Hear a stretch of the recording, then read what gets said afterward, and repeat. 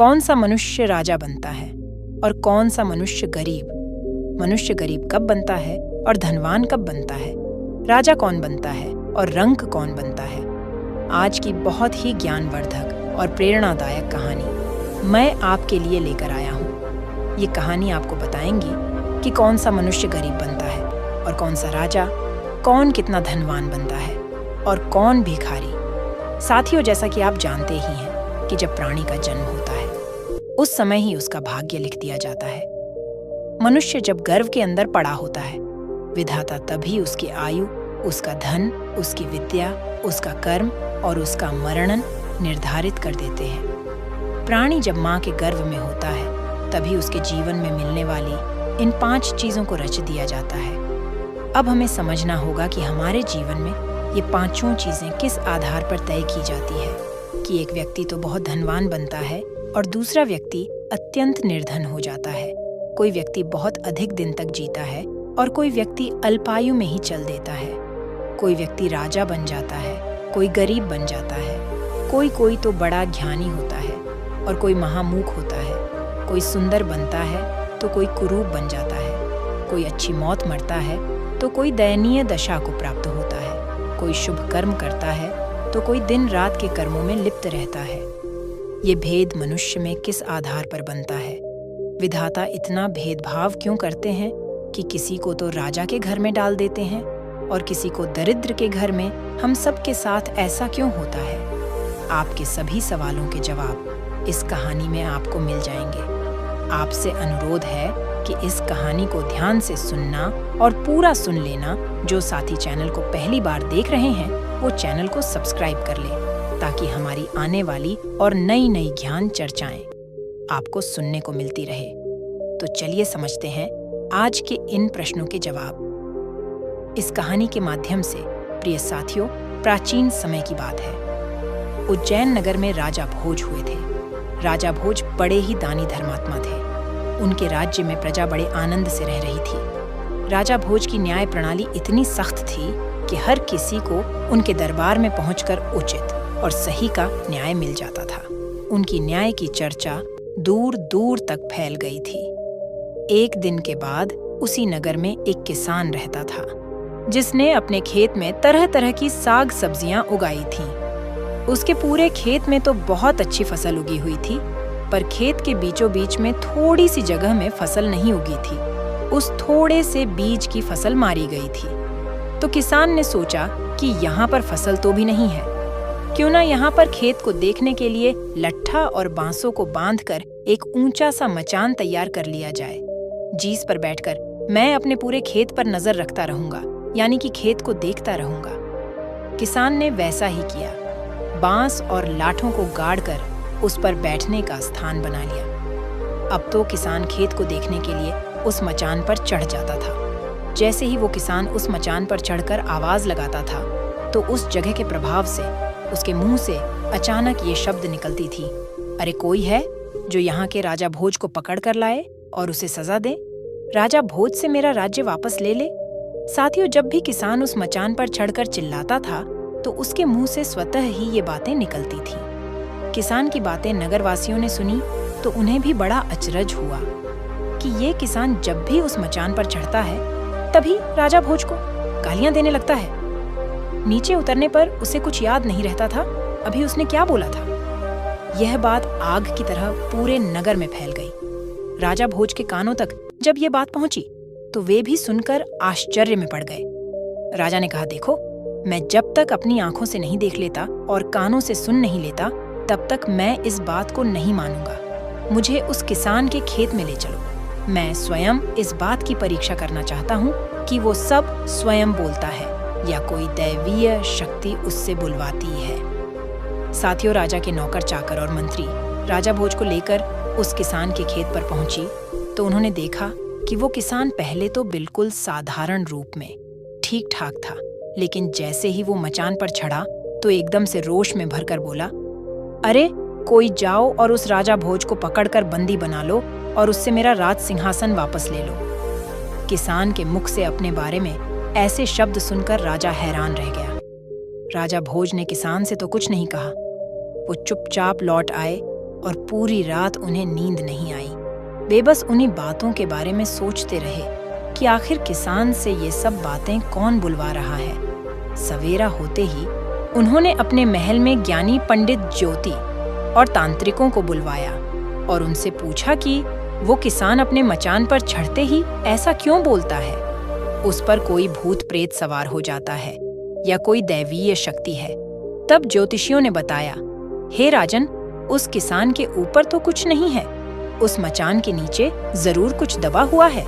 उसी के प्रभाव से किसान की बोल चाल बदल जाती है। राजा साहब ने तुरंत अपने सैनिकों को आदेश दिया कि उस मचान के नीचे की पृथ्वी को खोदकर देखा जाए कि उसके नीचे है क्या। राजा के आदेश पर उस किसान के खेत में उसे स्थान को खोदना शुरू किया गया जहां मचान गड़ा था। खोदते खोदते काफी गहराई में पहुंच गई तो उसमें से एक सिंहासन प्रकट हुआ।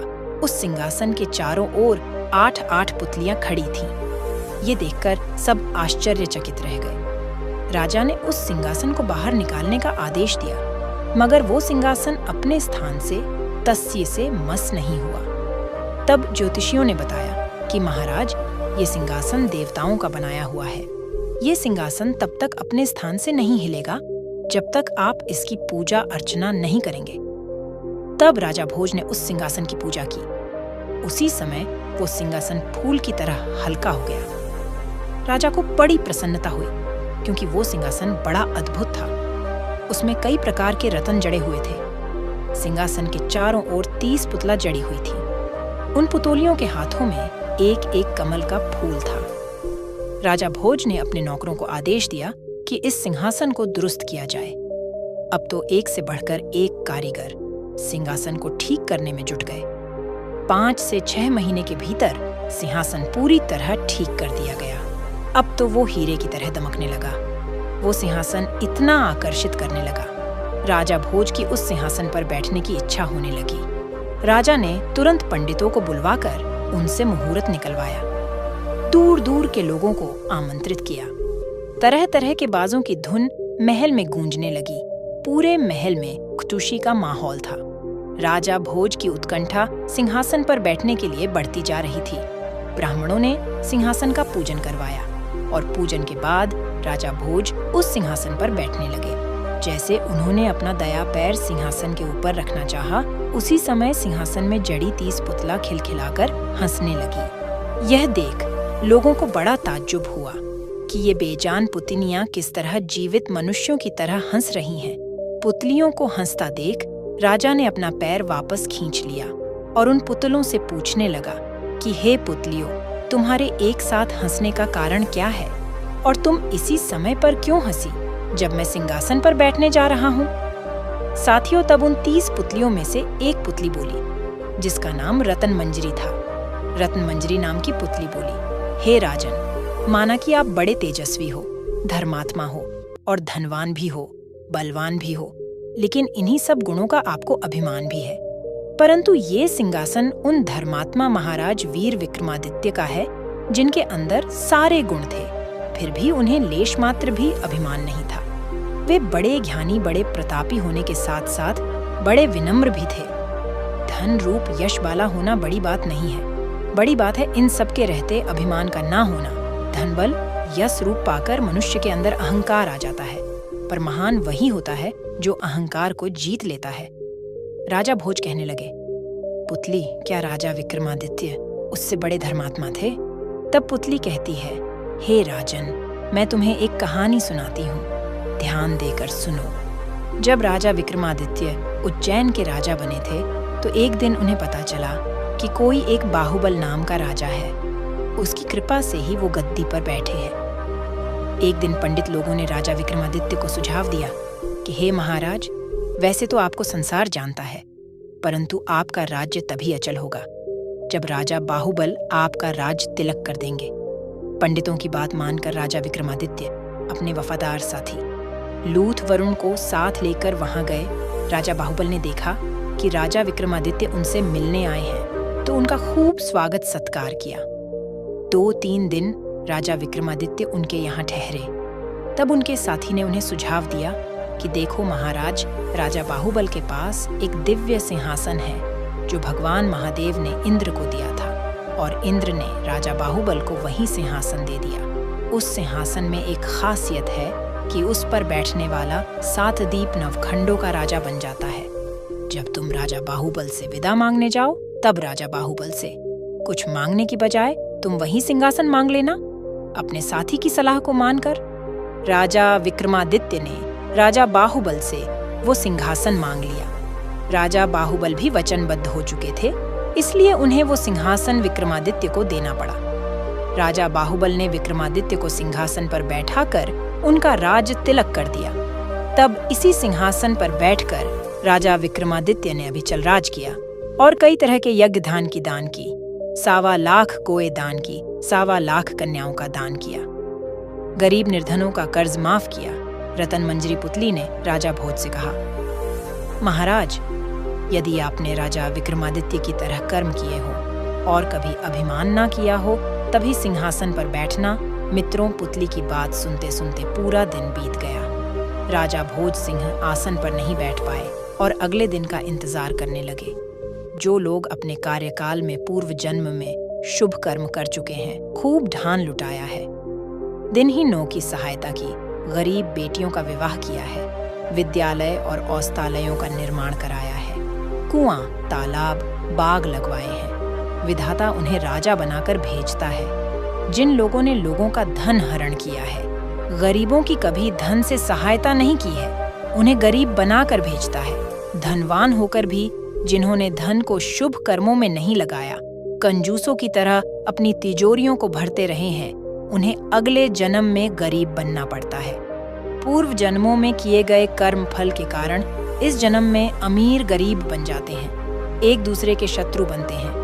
धन, रूप और बल का घमंड करने वालों को विधाता निर्धन, कुरूप और बलहीन बनाकर भेजता है। तो साथियों, यह वीडियो आपको कैसी लगी? मैं उम्मीद करती हूँ इस वीडियो से आपको बहुत कुछ सीखने को मिला होगा।